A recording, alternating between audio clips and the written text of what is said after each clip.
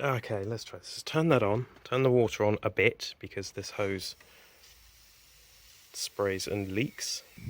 Also, I don't really trust the fittings to stay on the ends. We've got quite high pressure water. Now I have already reset it, so that's fine because it'll spurt some water out. So 1000 milliliters hash to dispense.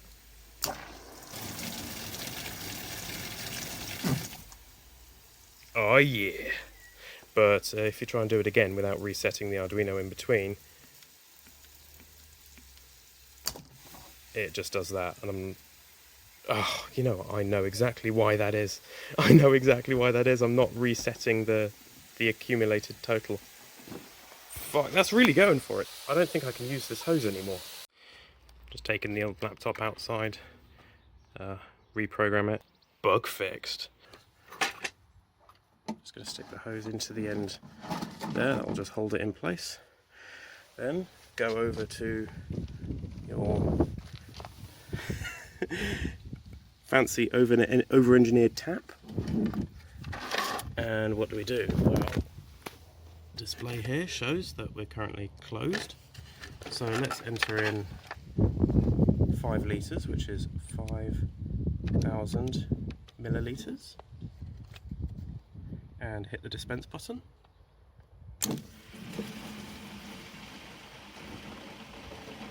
Oh yeah! And done. Nice. So we're back at the desk, and first thing you'll notice is the hot new look. Nice, isn't it? So this is where I'll try and give a bit more of a breakdown as to what's actually in here and what it's all doing. Some of the connections have come apart. This is, not irretrievable. I know how to put it back together. But I'm probably not, well, I'm not going to do that in this video. So I'm not going to power this up, but you've seen it working. So I'm going to say central to the whole thing is this assembly here. Many people would say that the Arduino is at the center, but without this, the Arduino is useless. So this is a combination of a solenoid valve and a Hall effect flow sensor. So the solenoid valve is basically a big old electromagnet. I don't actually need to take that off. What am I doing? Oh, that's too tight. Okay, no, I can't take that off without tools. But another time, perhaps. There's a big old electromagnet in there, big old coil of wire around there, and there's essentially a plunger that is down by default, more ordinarily. Then the electromagnet is powered, and it goes, and it gets pulled up, and that's all it is. It's just a small little amount of movement like that, not a great deal, and that actuates a valve inside here, which either inhibits or allows, hibits, if you will, the flow of water through it. And you can see that it's evidently designed that it's supposed to flow that way. Same thing, I understand why it would be the case with this. I'm not sure I understand it so much with that. Well, no, I don't understand it. Anyway, this is, as I say, a Hall effect water flow sensor, it's called. It's the model FS300A. I don't think you really need to worry about the model number. They're all basically the same as far as I can tell, and you'll find these ones everywhere. I know that many other people have done breakdowns of what's going on in here on YouTube, so just go have a look for Hall effect flow sensor and you'll find stuff. But very, very quickly, it's essentially got, if you can just about see in there, there's a little impeller, is that what it's called? Essentially like a fan. It's the little white in there, you can see 2 or 3 blades of it. And as the water flows through, it spins the fan blades round, and embedded in there is a little magnet, and as the magnet turns with the fan, the north and south poles move around, And a Hall effect sensor is capable of sensing changes in magnetic fields. So that's what we're sensing, is a magnet moving. But in this case, the magnet moving is representative of water flowing, or rather how quickly, I guess, or what the rate of rotation is. So this makes calculating the flow a little bit annoying. I must confess that I've basically just pilfered the code from somebody else's project. I can't remember who, but I can find them again, so I'll stick a link in the description. Basically, because flow is measured in liters per minute, right? So a liter is a volume of water. Minute is an increment of time. So how many volumes of water goes in this time? But because the pulses that you get from this are not one-to-one with that, you have to count, okay, how many pulses per liter per minute? And at that point, my brain just starts to really struggle with it. The code that I found has the calculation all put onto one line of code, and I must confess to being struggling a little bit to wrap my brain around it. I need to properly unpick it and get comfortable with it. So at the moment, those lines are literally just copied and pasted from the other project. So, you know, as I say, there'll be a link. Now, the sensor needs to be read by something in order to provide the actuation here, right? So that's where the Arduino comes in. Now, I say that the Arduino would be useless without this, but you know, they're all together, right? But this is the bit that's doing the work. So the Arduino counts the number of pulses and uses that to determine how much water has flown. It sounds like, you know, flying, but no, has flowed through, has passed through the sensor, we'll say. Stop getting hung up on your words, Dan. It will keep a track of that, and then when a predetermined volume of water has passed through, it will turn off the solenoid. Now, an important thing here is that where this is a very big, chunky, resistive load, it is actually, and give it a second to focus, a 2-watt 12-volt coil. I can't remember exactly how much current this thing draws from an actual measurement on my power supply, but yeah, it's a fair amount of power. So this thing runs on 12 volts. All the rest of this is all 5-volt goodness. So we need to do a little bit of voltage juggling. Now, that's fairly straightforward. It's not a big deal because you have a big voltage like 12 volts there with your negative and your positive, and then you've got a small voltage like 5 volts. As long as you connect the negatives together, I guess it would be more like that, these two voltages here become just relative to each other, right? So current can pass through and it's all fine. So that's what I've done here. I've got a car power technology DC to DC converter. Just trying to get you aligned. The label is shiny and reflective, so the camera doesn't like it. But basically, nominally 12 volts in, 5 volts, 3 amps out. I say nominally because it's meant for a car, and so your battery voltages will vary. They will change over time depending on whether or not the alternator's running and charging the thing. There are, you know, all manner of things to go into that. So it'll basically be, you know, 12 to 14, something like that. I'm not sure exactly. But there'll be some leeway in there, which is good because I intend to power this for the most part. I'll be powering it at home using my very, very tiny miniature solar panel and little battery. The battery's really only about that big, and it's a little 20-watt panel. But I don't know, I just like it for some reason. So when the solar panel is charging the battery, you're going to be over 12 volts, so nominally 12 volts. Because this is a big, chunky, resistive load, as I keep saying, I can just whack whatever voltage that is onto here, and that'll be fine. I know it's not going to go crazy. I'm not going to suddenly put 90-odd volts or 240 volts onto here. That's not an issue. So at this point, we've now got our nice stable 5 volts, and we need to be able to switch the 12 volts using the 5 volts. And we do that by way of this relay module. Now I could have used a transistor or a MOSFET or whatever you like. Where is the focus? There it is. To do this, but you know, as you can see, this is just a web of connections. So it's a lot easier just to use a relay board that I can screw wires onto and plug a thing in than have to, you know, muck around with transistors. I could change that. I'm probably not likely to, but yeah, we'll see. So this is very, very simple, very, very straightforward. Basically just signal line, the yellow one here, goes straight to a digital pin on the Arduino, and the Arduino says, relay, please connect, and the relay turns on the valve.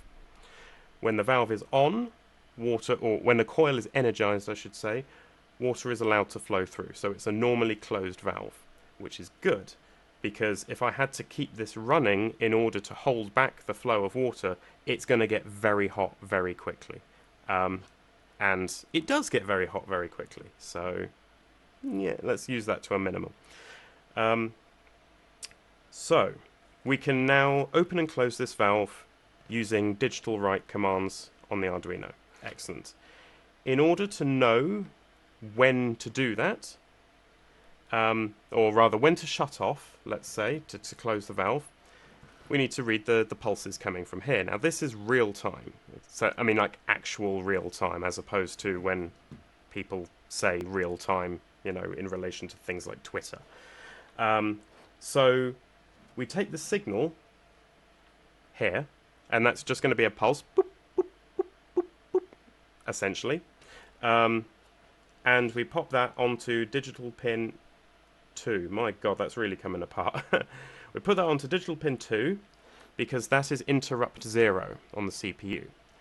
Now, very, very basically, that I keep saying basically, don't I? Very, very simply put, I did it again.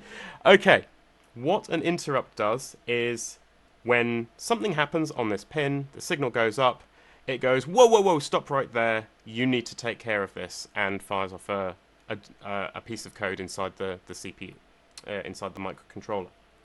So whatever the microcontroller is doing, it needs to put that down and capture this and make sure that it's doing that. We can't just poll it. Now, that is done using using the code that I pilfered. Go and have a look. You'll see what they did. But essentially, yeah, we count the pulses coming through, and we have a formula. There's a calibration factor because you've got to calibrate your sensor, because not all sensors are made equal, right? But you know, the default calibration factor seemed to be reasonable on this. After all, I'm only watering a garden. It's not science. I don't need accuracy, is what I'm trying to say. So we count the pulses, and when we've calculated that enough water has gone through, we engage the relay. We'll disengage the relay, which will disengage the solenoid. Now, how do we decide how much water to allow through?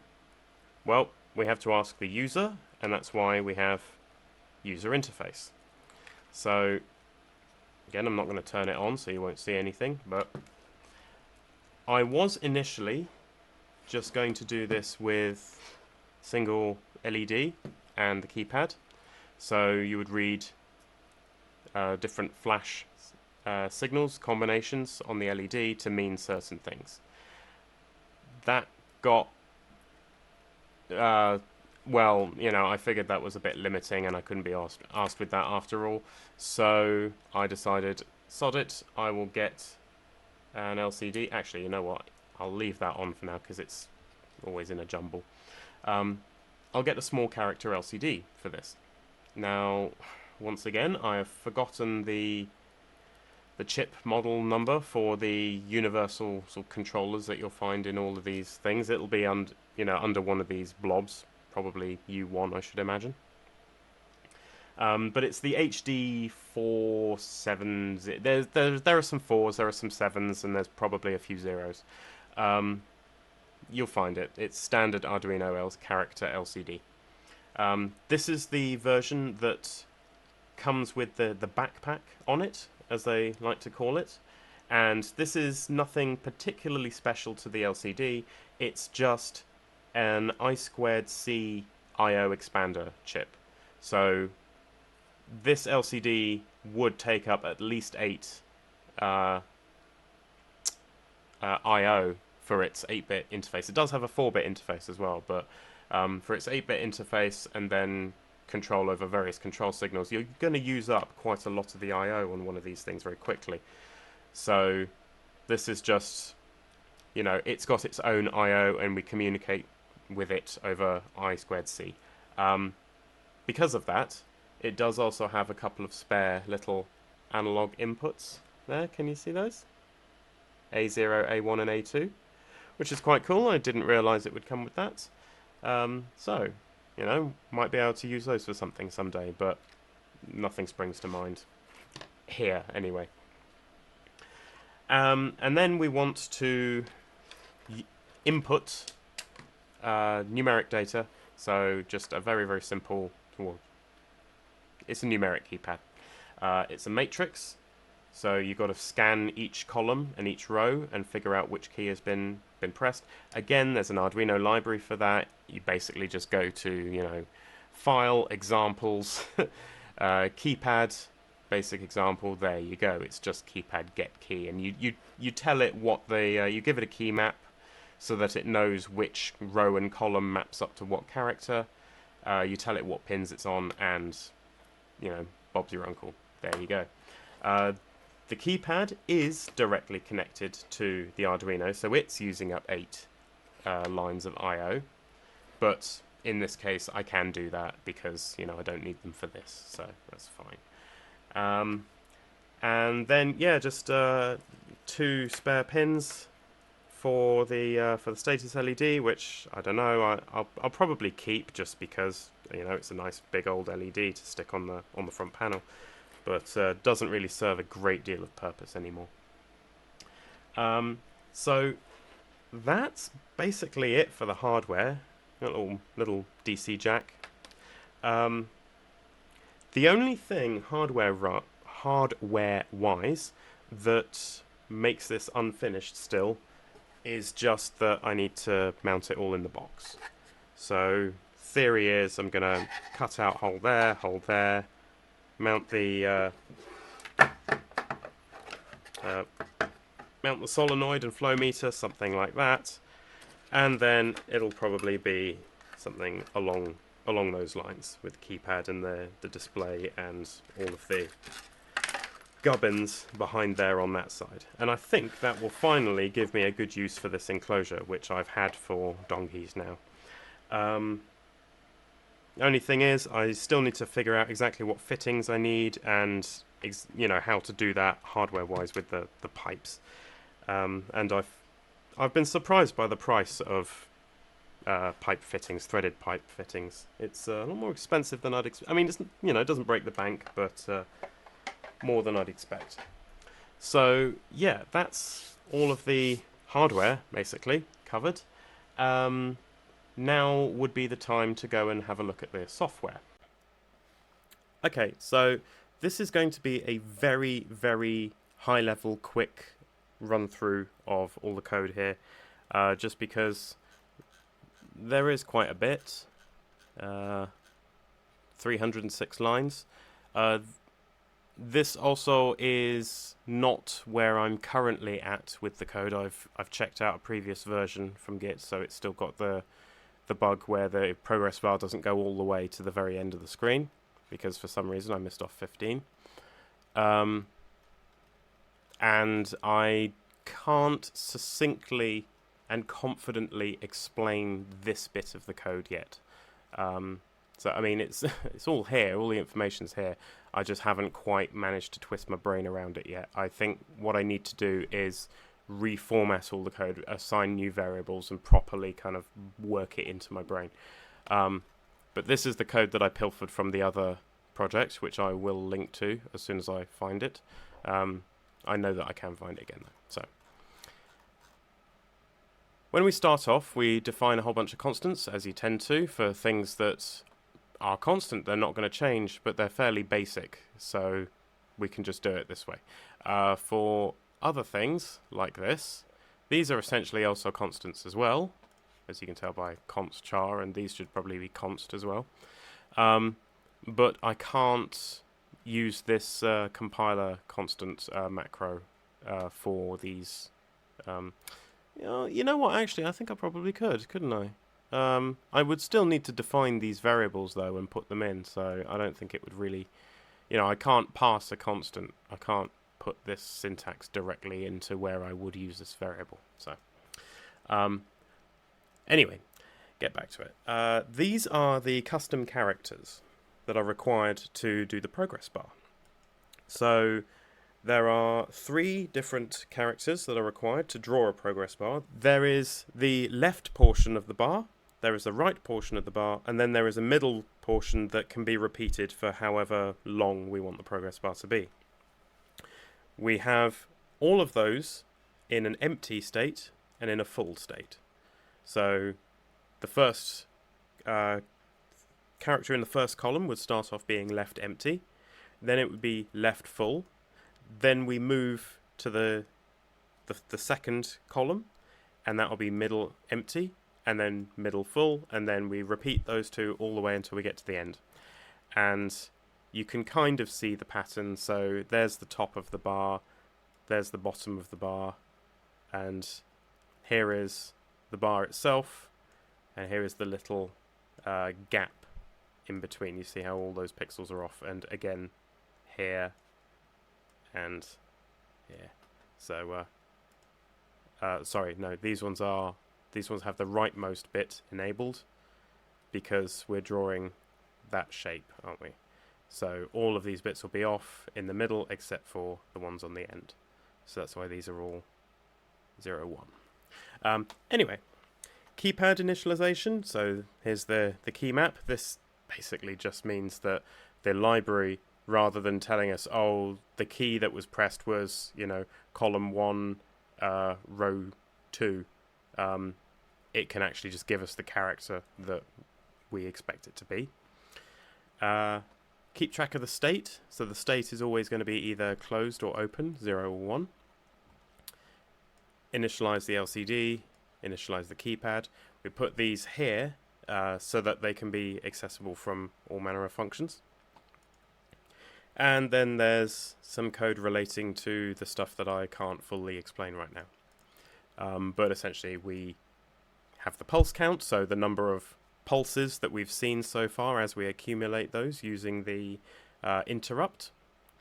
And then the flow rate and the flow milliliters in total that we calculate from that. Also, because we only want to recalculate the flow every second rather than every time the loop iterates, we want to keep track of the time so that we're not using sleeps or waits or whatever they are that actually sort of stops the microcontroller. And then we have a variable to store the amount of water that we'd like to dispense. So this is what we key in using the keypad. We can set the state of this state machine, and every time we do, we'll clear the LCD because we're going to draw one screen or draw the other screen, so we're always just going to want to clear it.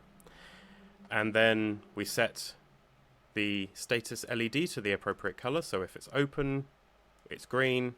If the valve's closed, it's red. We also actually open and close the valve.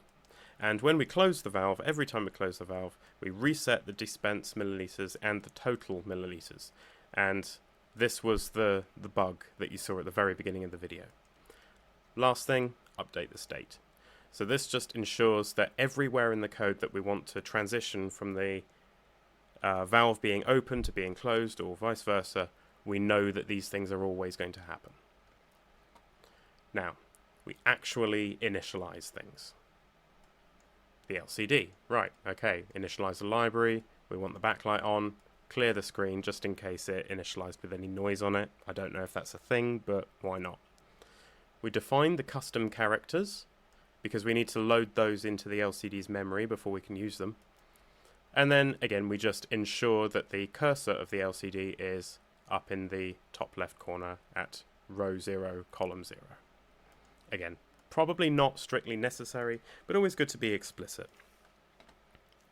We can set the pin modes, so very, very basic, ordinary Arduino stuff this.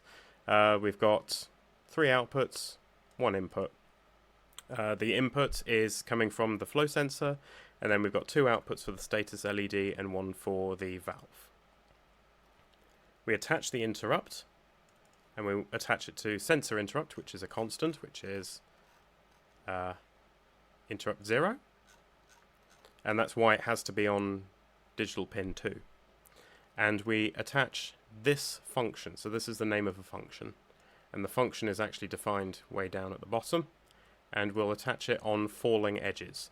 So when the signal being presented at digital pin 2 or interrupt 0 goes from high to low, that's the time that this function will be invoked. Whatever the CPU is doing at that moment will get put on hold, it will chuck that on the stack, and then it will go and process this function, and when this is done, we'll return to the main loop. And then let's just set our initial state of closed.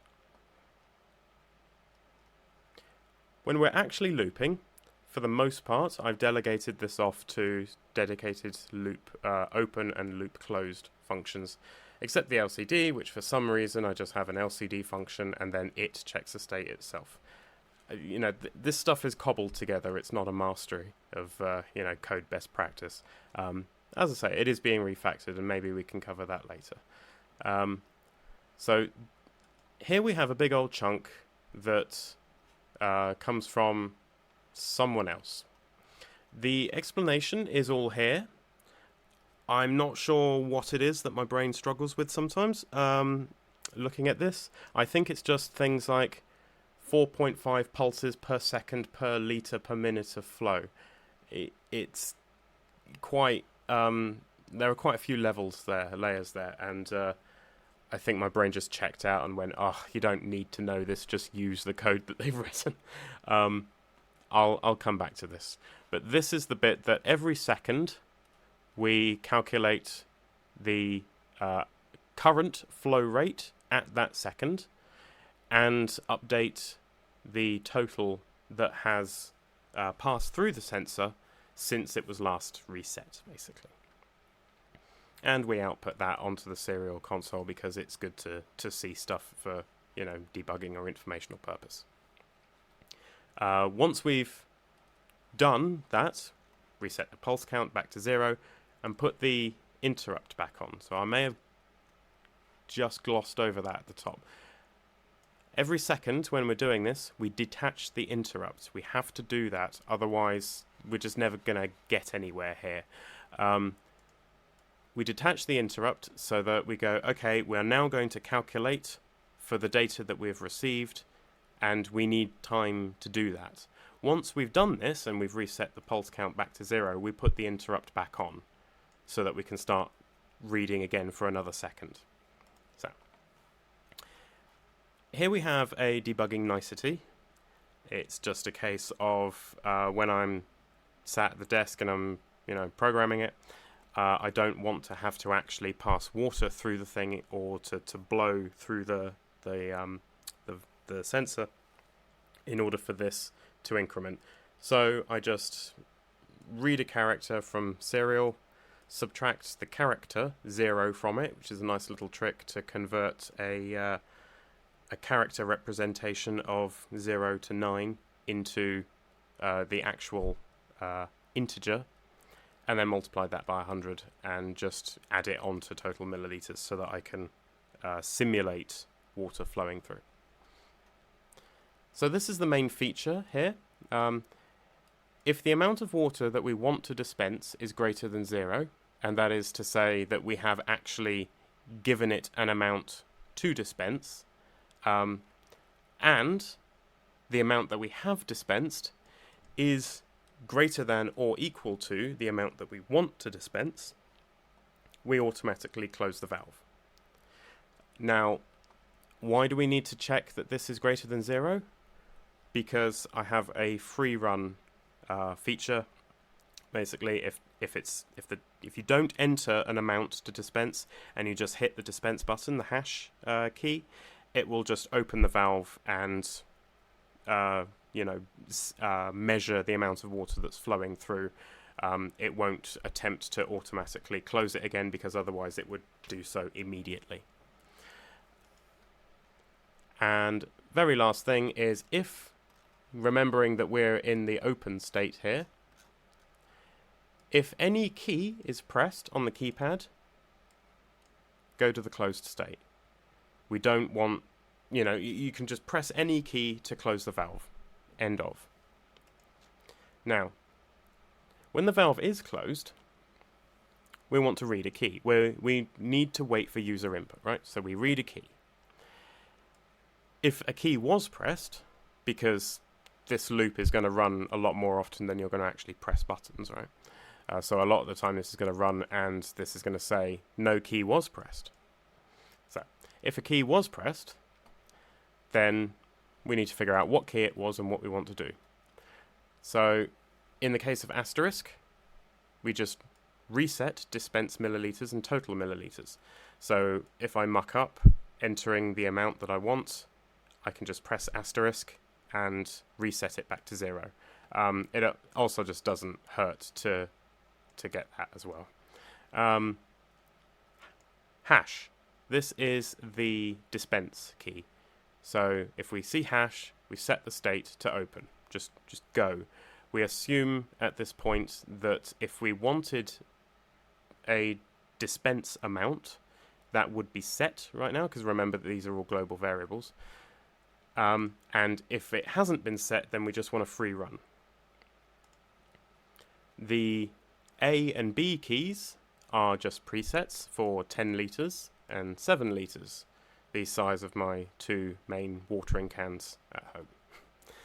So we say that we want 10 litres, we've dispensed nothing, go. 7, nothing, go.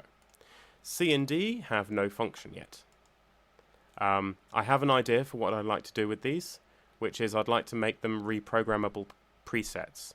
So kind of hold the A key, and then it will go into a free run, and then when I close the valve, it will record how much was dispensed and set that to this preset. So that might be a fun thing to do later. As I say, C and D have no function yet. For any other key, that is to say any of the digits, I've still got a leftover if in here because that is unnecessary, so I can actually just get rid of that, because this loop will only run when the state is closed. So if we enter a digit, then we want to update the dispense milliliters variable. Now, the way we do that, again, we can use that same trick to turn the character into an integer. So take the character 3, which is to say, that, and subtract the character 0 from it, and you will get the integer 3. This only works for digits. It doesn't work for letters, depending on your locale. Go have a look at it. It's quite interesting. So we get the number, the integer that we've entered, and we add that to the dispense milliliter, but not before multiplying it by 10. So we want to take all of the digits, shift them over to the left. Shift them over to the left. We have to do that by 10 because this is decimal, and then add the next digit on. And then we can print that to the serial console just for debugging purposes. Now, update LCD. This is, okay, this code is much nicer now, but anyway. First thing we do whenever we update the LCD is home the cursor back to the top corner again. Again, I'm doing this a lot. It's probably redundant, but it's not having a huge impact. So, depending on the state, we can have the open screen or the closed screen. We'll start with the closed screen because it's simpler. So we just put the word closed in the top left, and then move the cursor to over here to the 9th column on the 0th row, and then we LCD print milliliters the current dispense amount, which will generally at this point be 0.00000 ml. And you can see it here, LCD print milliliters. We use printf, so string print format, and we use that just to pad out the value, the milliliters, with leading zeros, essentially. So we create a buffer of 6 length, 6 chars. We pass that to sprintf because it needs somewhere to put the result, otherwise printf would just print it to the console, which we don't have in this case. So we need somewhere to put the padded string. This is the format that we want, leading zeros, 5 digits, and then the value that we want to print. We can now print that to the LCD just as a regular old string, the null terminated type, and then the letters milliliters. So this is just a little utility to print milliliter values with the units padded with zeros. So yeah, very, very simple, just closed and then the amount that you want to dispense. As we key in an amount, the dispense variable gets updated, and with every iteration of the loop, update LCD gets called and the dispense milliliters gets updated up here in the corner. Once we're in the open state and water is flowing, we'll print the current total milliliters up here in the top left. So remember, the LCD cursor is at home, it's up here, so we print milliliters, 5 digits, ml. Set cursor to 9th column, 0th row, and then again, print milliliters, the dispense amount. So the dispense amount always stays up here, and then when we're in the open state, the word closed is replaced with the actual amount that we've dispensed. Now we can, for the first time, use the first row or the second row on the LCD down here. So we move the cursor down to the 0th column of the first row.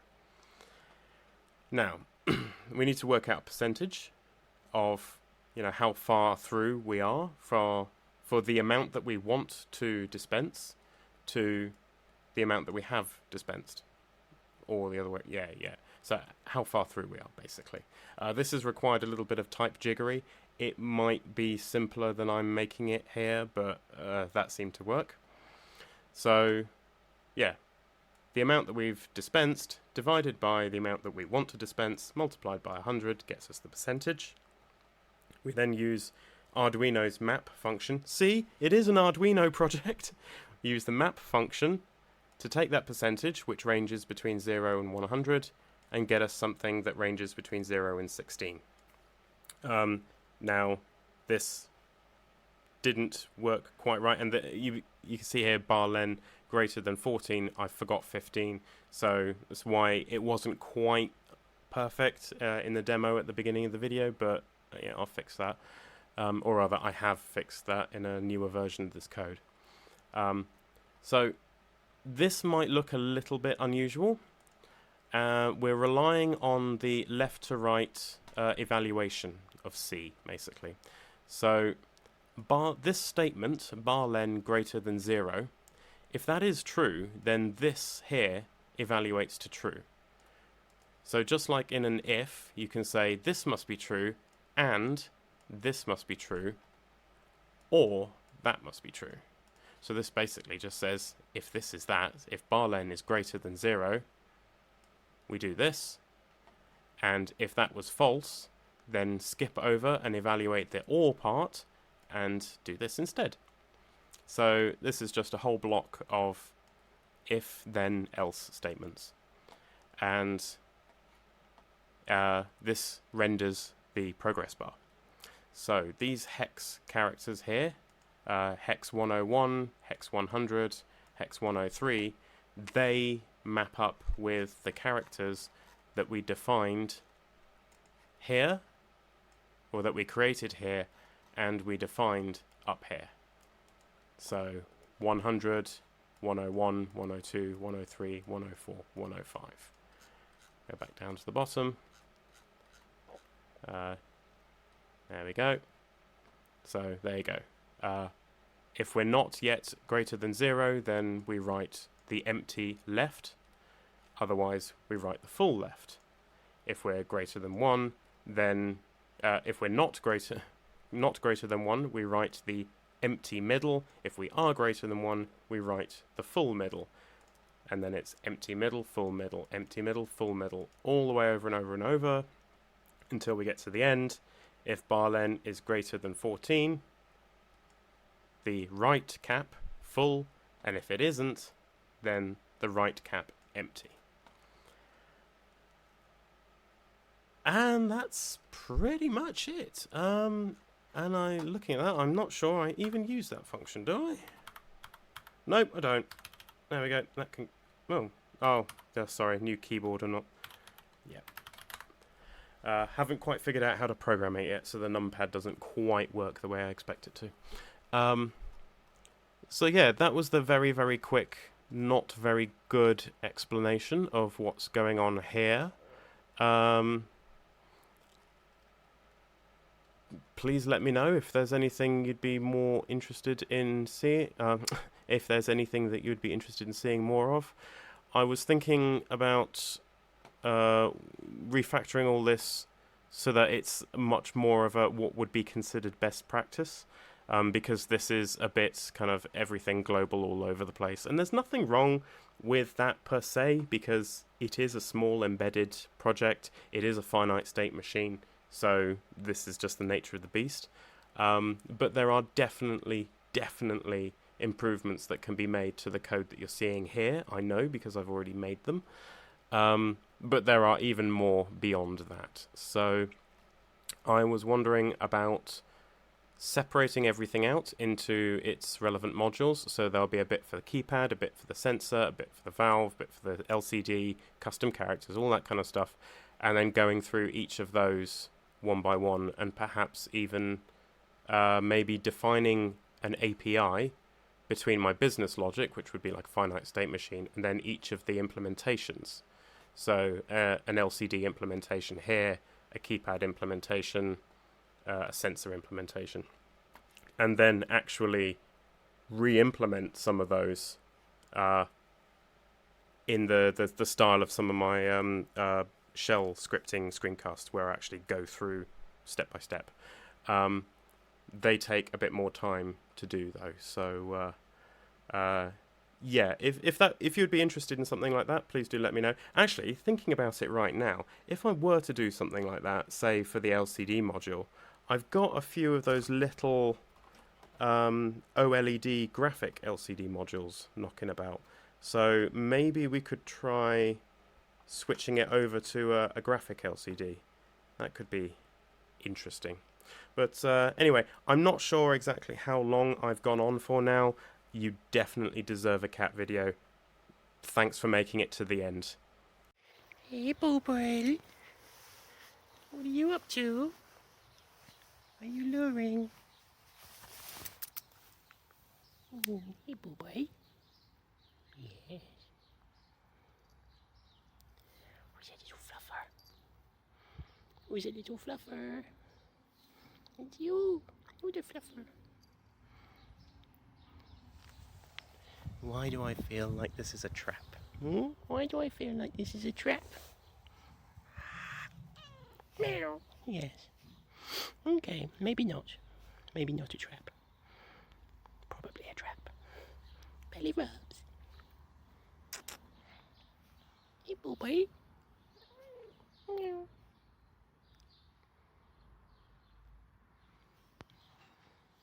Which? Oh, there we go. What? What did I do to deserve that? Hmm? Why are you kicking me? Why are you kicking me?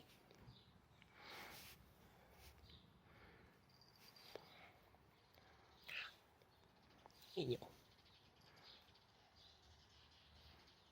Chewy, chewy. Hmm?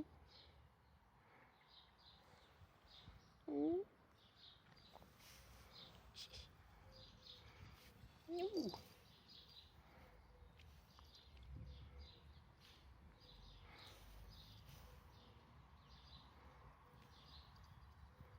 Gentle nibbles. Little nibbles. Hmm?